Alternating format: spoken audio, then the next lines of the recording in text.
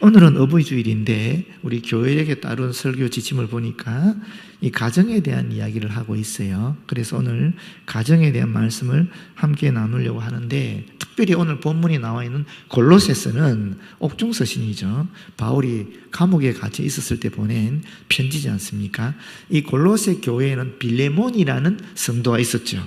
그래서 빌레몬서도 사실은 이 골로새서의 배경하에 이해를 해야 되는 것이고, 또 이 골로새서와 비슷한 유사한 내용을 가지고 있는 또 서신이 있지요. 그게 바로 에베소서입니다. 그래서 이 세 편지는 같이 보는 것이 좋습니다.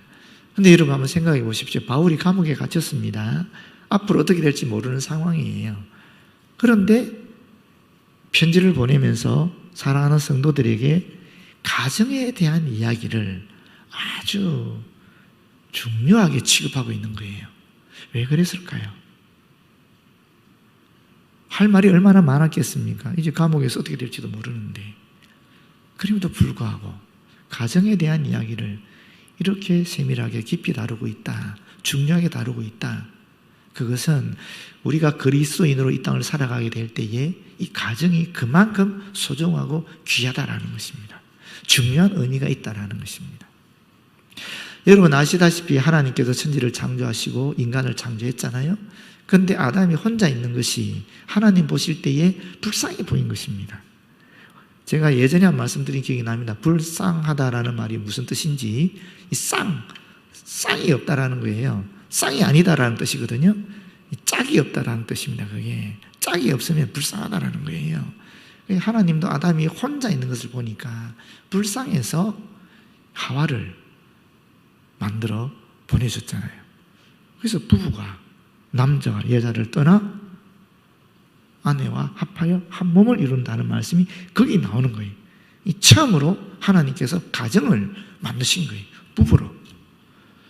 그런데 이 부부가 주님 앞에 바로 서지 못했을 때에 죄를 지음으로 말미암아 에덴 동산에 쫓겨나지요.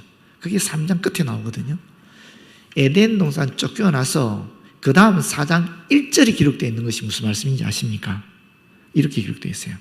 아담이 그의 아내 하와와 동침하며 하매 하와가 임신하여 가인을 낳고 이르되, 아담이 말하는 겁니다. 내가 여호와로 말미암아 등단하였다.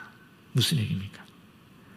에덴에서 쫓겨난 이 아담과 하와, 이 부부에게 하나님께서 선물로 가인을 허락하셨다라는 거예요.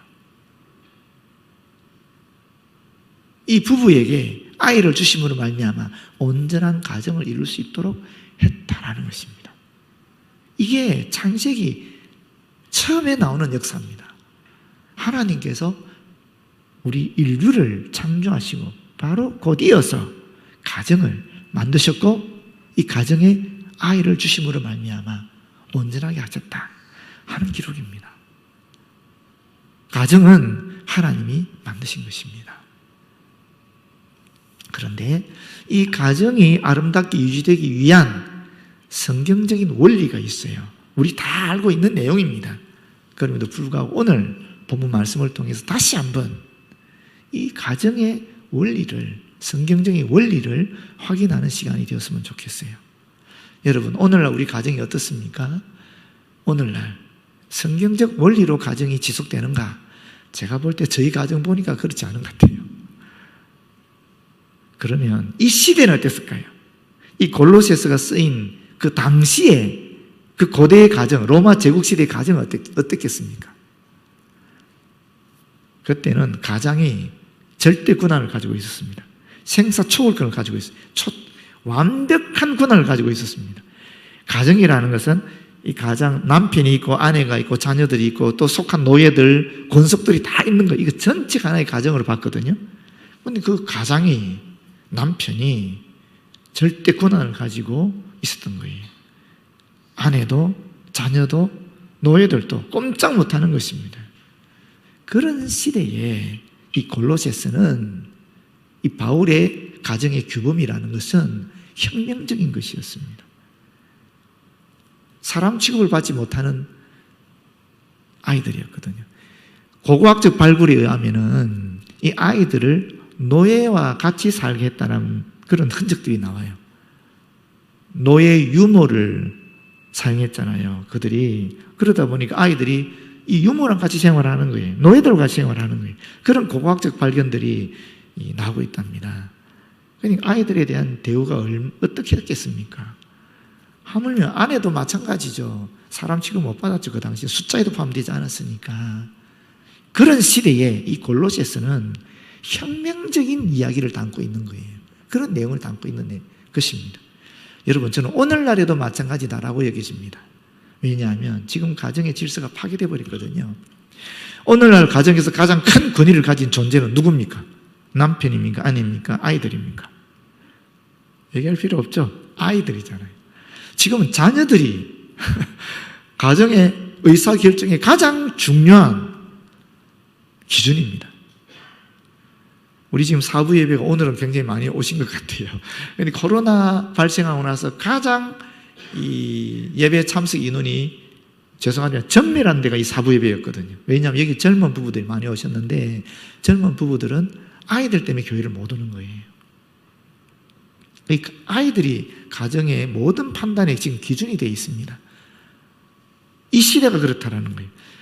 또 보십시오. 남자가 부모를 떠나 여자와 합하여 한 몸을 이룬다 그랬는데 부부라는 게 남자, 여자 성경에서 얘기하고 있지만 오늘 우리 이 세상은 남자가 남자랑 여자가 여자랑 부부를 이룬다. 이게 지금 하나의 세상의 질서로 가고 있습니다. 우리나라도 그 뒤를 쫓아가고 있어 애를 쓰고 있는 상황입니다. 그렇기 때문에 이 시대에도 이 골로새에서 나오는 성경적인 가정의 원리는 혁명적인 것이 될 수 있는 것입니다. 과거나 지금이나 하나님의 말씀은 여전히 이 세상의 가치를 전복시키는 엄청난 역동성을, 생명력을 가지고 있다고 볼 수 있습니다. 그래서 오늘 성경에서 말하는 가정의 원리가 뭔가 우리가 다 알고 있지만 다시 한번 점검하고 확인하는 그런 시간을 가지도록 하겠습니다. 먼저 첫 번째, 아내에게 주신 하나님의 말씀입니다. 18절이죠. 아내들아 남편에게 복종하라. 이는 주 안에서 마땅하니. 아내들이 남편에게 복종하는 것은 주님 앞에서 당연한 거라는 것입니다. 여기 복종이라는 것은 아래에 두다라는 뜻인데 이건 사실 군사 용어입니다. 군대 가보시면 알잖아요. 하급 병사가 상급 병사에게 절대로 못 덤비거든요. 철저하게 순종해야 되거든요. 그때 사용하는 단어라는 거예요. 이게 군대에서 사용하는 단어라는 것입니다. 아내는 그렇게 남편에게 복종해야 된다는 것입니다. 물론 노예적인 그런 굴종을 얘기하는 건 아닙니다. 존경과 사랑과 또 그런 신뢰를 가지고 하는 복종을 의미하는 것입니다. 성경은 하나님께서 가정을 다스리시고 이끄는 권한을 남편에게 줬다라고 분명하게 이야기하고 있습니다. 그런데 여러분, 존경과 신뢰를 주지 못하는 남편들을 아내가 어떻게 복종할 수 있겠습니까? 참 힘든 일이죠. 그럼에도 불구하고 성경은 아내가 남편에게 복종하는 것은 교회가 그리스도에게 복종하는 것과 같은 그런 신앙적인 의무이다라고 이야기하고 있습니다. 에베소서 5장 22절에서 24절 말씀입니다. 아내들이여 자기 남편에게 복종하기를 죽게 하듯 하라. 이는 남편이 아내의 머리됨이 그리스도께서 교회의 머리됨과 같음이니 그가 바로 몸의 구주시니라. 그러므로 교회가 그리스도에게 하듯 아내들도 범사에 자기 남편에게 복종할지니라. 교회가 그리스도에게 우리가 어떻게 하고 있습니까? 모든 영광과 존귀를 그리스도에게 바치고 있지 않습니까? 우리의 모든 것, 우리의 시간, 우리의 물질, 또 우리의 몸을 지금 주님께 우리가 드리고 있지 않습니까? 교회가 그렇게 하듯이 아내가 남편에게 복종하라라고 이야기하고 있는 것입니다. 두 번째로, 죄송합니다. 그렇다고 해서 이 아내가 남편에게 복종한다는 것이 아내가 더 열등하다라는 것은 아닙니다. 그렇지요?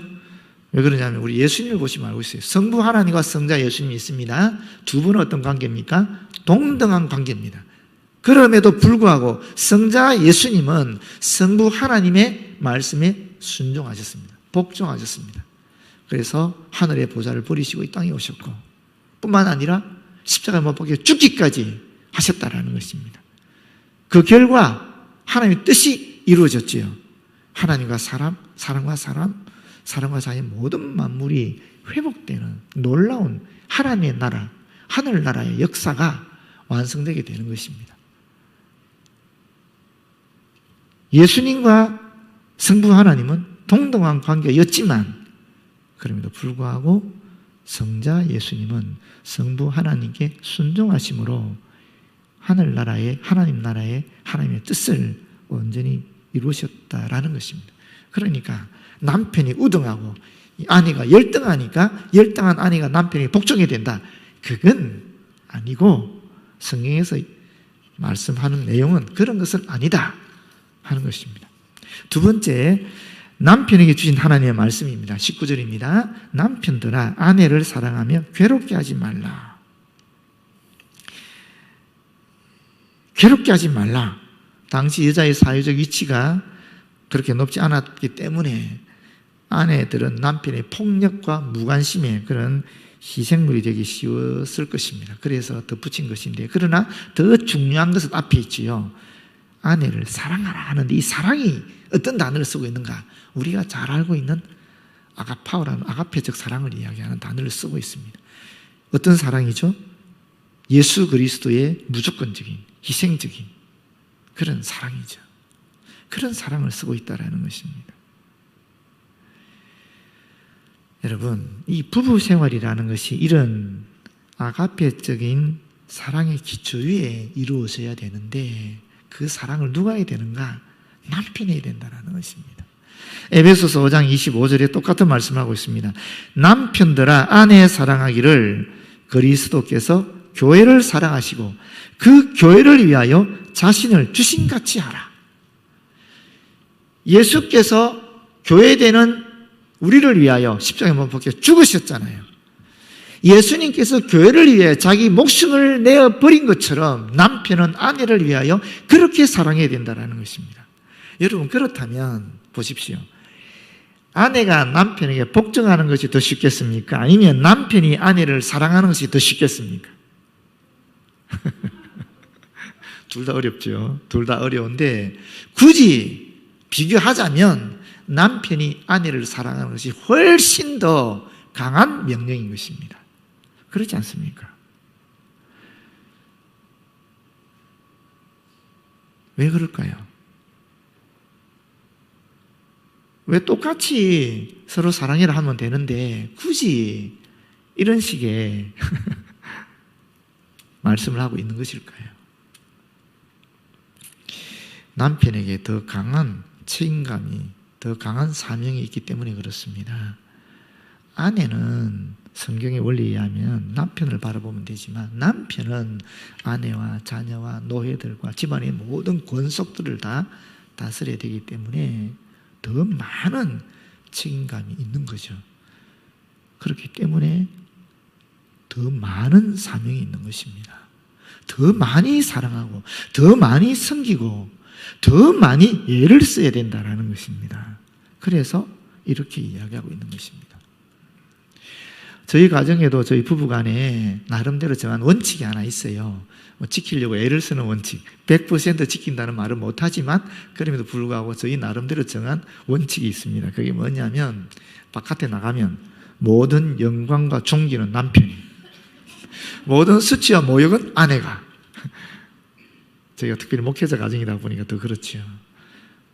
안에 들어가면, 집에 들어가면 모든 영광과 존귀는 아내가, 모든 수치와 모욕은 남편이. 제가 봤습니다. 우리 아이들의 결점이 나타난다. 제가 아빠를 닮아서 그런 거예요. 엄마를 닮았으면 그렇지 않죠. 우리 아이들에게 좋은 점이 있다. 엄마를 닮아서 그런 거예요. 가정이 좀 힘들고 시끄러워진다? 왜 그렇습니까? 제가 잘못해서 그런 거예요. 우리 가정이 행복하고 기쁘고 즐겁다? 왜 그렇습니까? 아내가 잘해서 그런 겁니다. 그런 나름의 원칙이 있는데 지키려고 애를 쓰고 있습니다. 100% 지키지는 못하지만 서로 간에 지키려고 많이 애를 쓰고 있는 것입니다. 중요한 것은 그렇습니다. 이게 부부지간의 원리라는 거예요.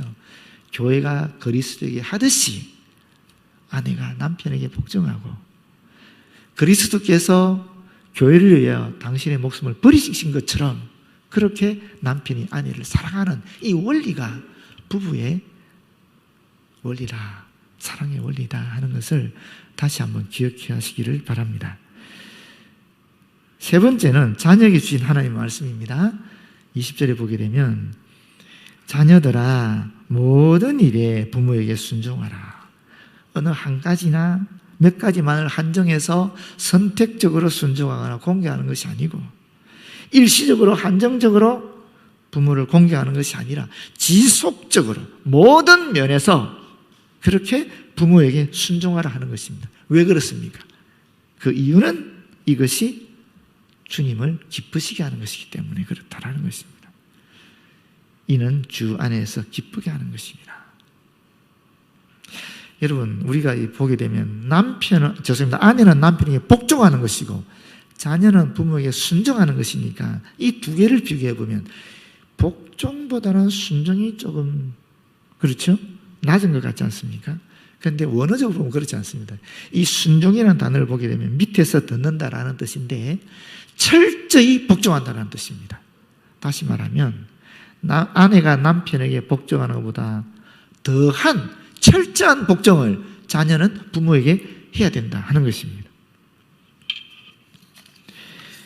헬라어 고전에도 이 단어가 자주 등장하는데요. 이 단어의 의미는 문지기가 문 두드리는 소리를 듣고 가서 그가 누구인지를 확인하고 문을 열고 영접하는 그까지 전부 그 행위를 다 설명할 때 이 단어를 쓴다라고 합니다. 그렇다면은 자녀가 부모에게 순종한다는 뜻은 이런 뜻입니다.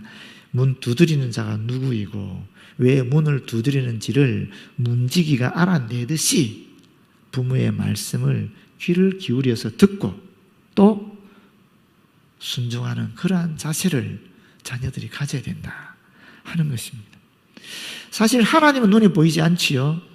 근데 하나님께서, 눈에 보이지 않는 하나님께서 눈에 보이는 부모를 당신의 대리자로, 대행자로 임명하시고 자녀들을 그에게 맡기신 거예요. 자녀들이 부모에게 순종하는 것은 눈에 보이지 않는 하나님께 순종하기 위한 훈련이 된다는 것입니다. 그렇게 부모에게 순종하면 어떻게 되는가?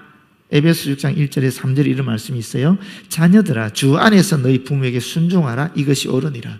내 아버지와 어머니를 공경하라. 이것은 약속이 있는 첫 계명이니 이로써 내가 잘되고 땅에서 장수하리라. 내가 하는 모든 일이 이 땅에서 형통하기를 원하십니까? 그리고 이 땅에서 오래 살기를 원하십니까? 부모에게 순종하라라는 것입니다. 하나님이 반드시 그렇게 해주겠다 약속하고 있는 것입니다. 네 번째 부모에게 주신 하나님의 말씀입니다. 21절에 보게 되면 아비들아 너희 자녀를 노엽게 하지 말지니 낙심할까 함이라. 화나게 하지 말라는 거죠. 왜? 자녀들이 화가 나게 되면, 부모 때문에 화가 나게 되면 낙심하게 된다는 것입니다. 이 낙심이 무슨 말이냐면은 열정을 잃어버리는 것입니다. 의기소침하게 되고 심령이 상한다라는 말입니다. 여러분, 열정과 용기를 잃은 자녀에게 미래가 있겠습니까? 없습니다. 성장기의 자녀에게 가장 필요한 것은 무엇이겠습니까? 진심 어린 격려, 판단하지 않고 받아주는 무한정한 사랑 아니겠어요?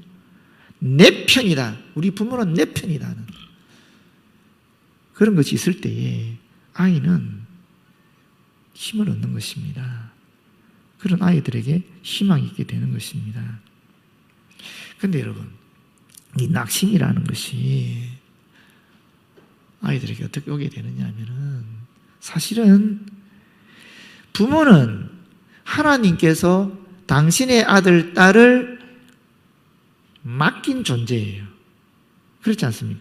자녀가 내 아들이고 내 딸입니까? 맞지요. 그러나 내 소유가 아니거든요. 철저하게 그 생명은 누구에 있습니까? 생명은 하나님께 달려있잖아요. 생명의 주인은 하나님이시잖아요. 우리 아들, 딸의 생명의 주인은 하나님이신 것이거든요. 그 소유권은 하나님께 있는 것이거든요. 하나님께서 당신의 아들, 딸을 우리에게 맡겨주신 거예요. 그런데 우리는 내 것으로 생각해요. 내 것이다 보니까 내가 이루지 못한 꿈을 이 아이를 통해서 이루려고 하는 것입니다. 그런 부모의 권한에 대한 남용을 통해서 아이는 상처받게 되고 낙심하게 된다는 것입니다.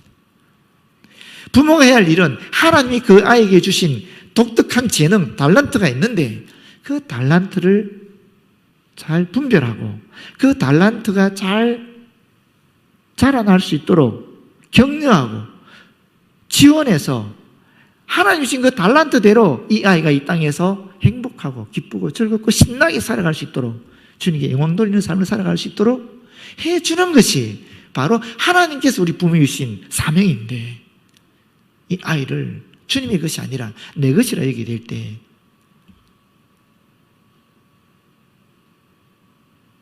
아이를 낙심케 하는 그런 일들이 발생하게 된다는 것입니다. 그래서 에베소 6장 4절에 보게 되면 또 아비들아 너희 자녀를 노엽게 하지 말고 뒤에 하나 붙입니다. 오직 주의 교훈과 훈계로 양육하라. 내 생각대로 하지 말라는 거예요. 내가 경험한 것으로 하지 말라는 것입니다. 내가 갖고 있는 세상적 지식, 세상적 가치관으로 아이들을 키우지 말라는 것입니다. 오직 주님의 말씀으로, 주님의 가르침으로, 주님의 뜻대로 하라라고 이야기하고 있는 것입니다. 물론 저도 이들께 살았느냐라고 말씀드리면 미안한 것밖에 없죠. 자식으로서 부모에게 죄송하고 부모로서 자식에게 죄송하고 미안하고 또 남편으로서 아내에게 미안한 것이 사실 저입니다. 그럼에도 불구하고 하나님께서 말씀을 통해서 우리에게 분명하게 제시해 주는 성경적인 가정의 원리는 이와 같다라는 것입니다. 그런데 여러분 문제는 우리가 이것을 알고 있어도 과연 실천할 수 있는가?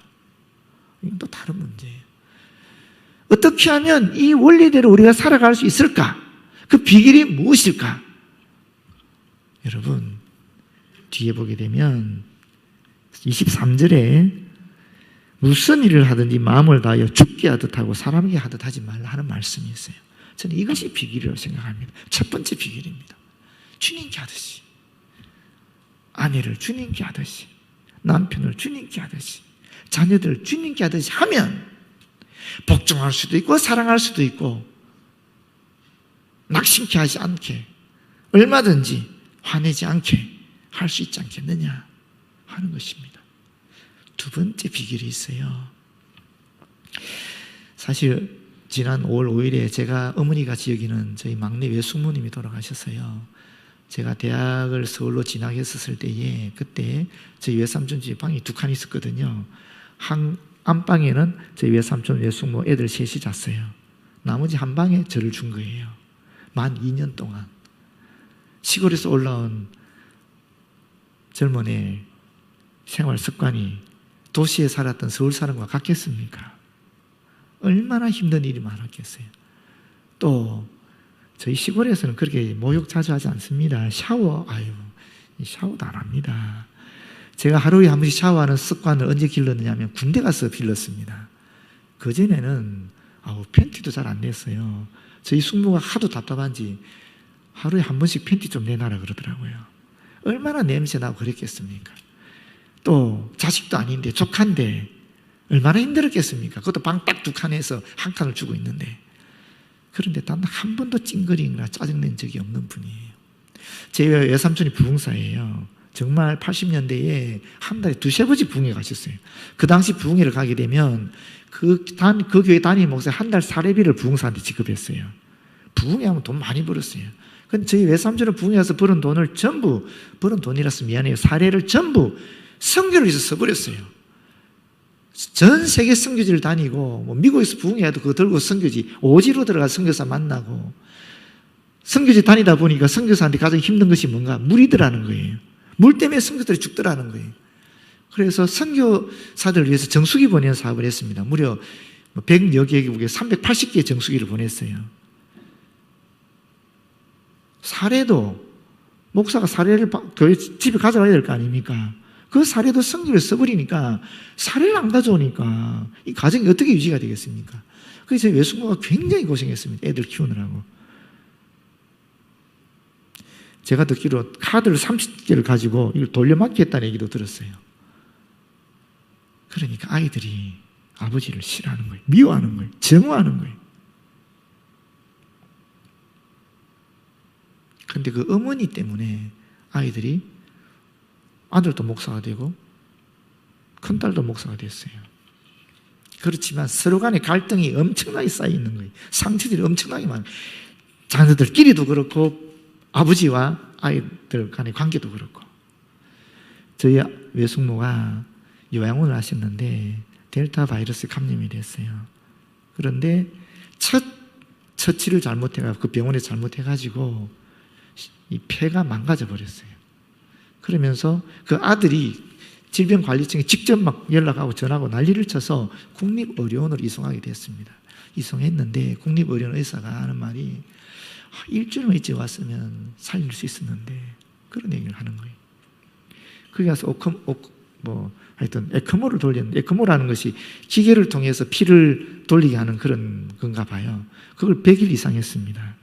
결국 돌아가셨는데 국립의료원 이송했었을 때에 그때 저희 외숙모가 이제 그 이야기를 들은 겁니다. 그때 분노가 일어나지 않겠습니까? 그 의사의 잘못된 처리 때문에 지금 자기가 죽게 됐으니까 데려오라고 그러더라고요. 그 관계자들 데려오라고. 그런데 그 다음날 아이들이 가니까 용서해 그랬어요. 저 그림 좀 보여주세요. 저희 숙모가 마지막 기력을 다해 쓴 글씨가 있거든요. 용서해. 저게 용서라는 글씨입니다. 용서인 것 같지 않지요. 그러나 하여튼 용서라고 쓴 글씨예요. 그런데 저것이 우리 외숙모가 그 의사를 용서하는 것뿐 아니라 그 얘기를 아이들이 어머니에서 기도하고 예배드리고 매일 금식하고 그러는 가운데 저 용서를 하기 시작한 거예요. 아버지를 용서하고 누나를 용서하고 동생을 용서하고 언니를 용서하고 이 용서의 은총이 일어난 거예요. 그 가정이. 그러면서 완전히 회복됐어요. 제가 그걸 보고 알았어요. 이번에 확실히 알았어요. 우리가 가정을 회복한다라는 것, 가정의 성경적인 원리를 실천한다라는 것, 용서 없이는 안 되는 겁니다. 사람은 다 죄인이기 때문에 만나면, 관계를 가지면 상처 주고 갈등을 일으킬 수밖에 없는 존재들인 거예요. 용서하지 않고는 방법이 없는 것입니다. 남편이 아내에게 남편이 아내를 사랑하는 것, 아내가 남편에게 복종하는 것, 부모가 자녀를 사랑하고 자녀가 부모를 순종하는 것, 서로 지간에 용서하지 않으면 일어날 수 없는 일인 것입니다.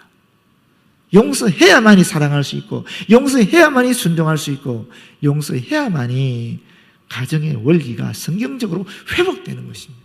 예수께서 우리에게 하신 일이 무엇입니까? 십자가에서 우리를 용서하신 것입니다.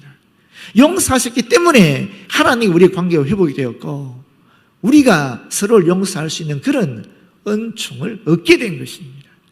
용서야말로 우리 가정을 회복하는, 우리 가정이 성경적으로 살아갈 수 있는 가장 중요한 비결인 것입니다. 여러분, 모쪼록 우리 서로 용서하면서 서로 사랑하고 서로 복종하고 서로 섬기면서 아름다운 가정을 이루어 나가기를 진심으로 기원합니다. 기도하겠습니다. 주님 감사합니다. 주님처럼 우리도 용서하는 가운데 이 아름다운 성경적인 가정을 회복할 수 있도록, 이룰 수 있도록 인도하여 주시옵소서. 예수님 이름으로 기도드립니다. 아멘.